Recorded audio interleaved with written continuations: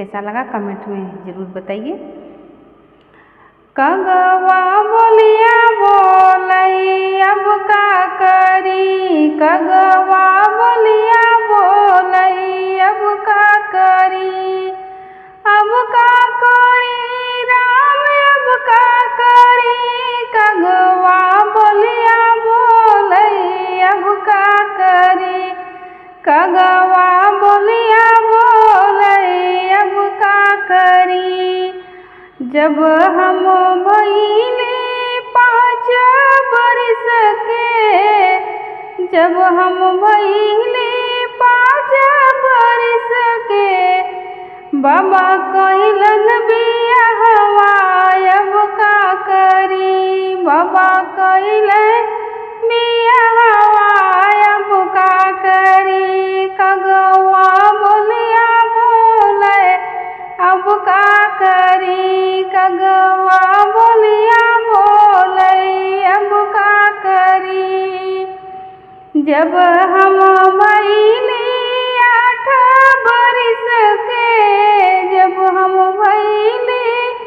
8 बरिस के हो 8 बरिस के, जब हम भइले 8 बरिस के, ससुर मांगे गवनवा अब का करी, ससुर मांगे गवनवा अब का करी,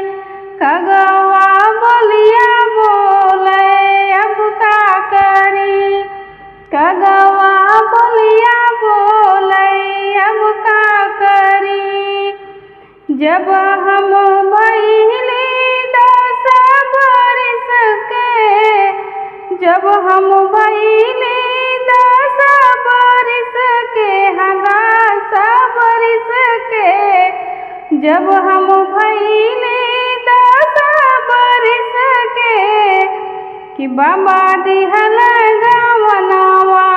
अब का करी, बाबा दिहल गवनवा अब का करी, कगवा बोलिया बोले अब का करी, कगवा बोलिया बोले अब का करी, अब का करी राम अब का करी, राम अब का करी, कगवा बोलिया बोले अब का करी, कगवा बोलिया बोले अब का करी। जब हम भइले 12 बरिस के, जब हम भइले 12 बरिस के हो 12 बरिस के, पिया गइले विदेशवा अब का करी, पिया गइले विदेशवा अब का करी, कगवा बोलिया बोले अब का करी, कगवा बोलिया बोले अब का करी, अब का करी राम अब का करी, कगवा बोलिया बोले अब का करी, कगवा बोलिया बोले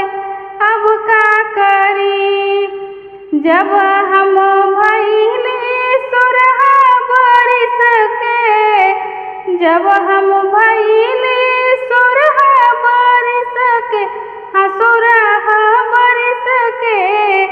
पिया लइले सवतिया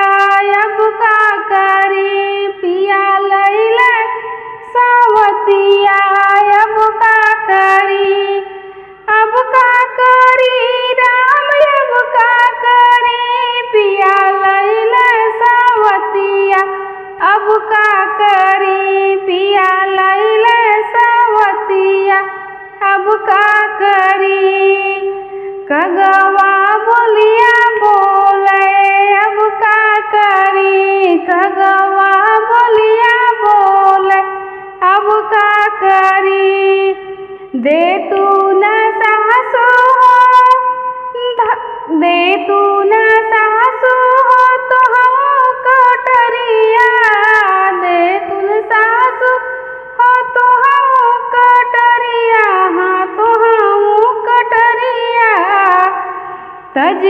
तजितियापन परनवा अब का करी तजी देवै परनवा अब का करी पिया लैला सावतिया अब का करी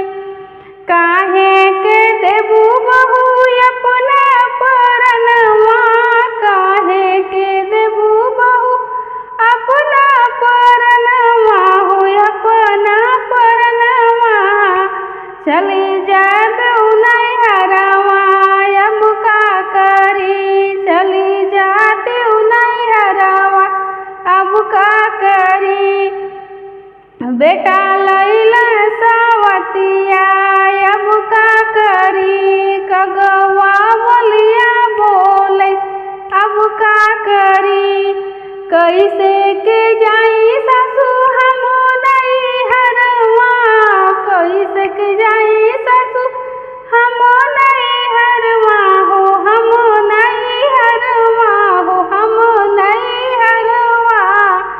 कैसे के जाई सासू हम नैहरवा कि भौजी मारली तनवा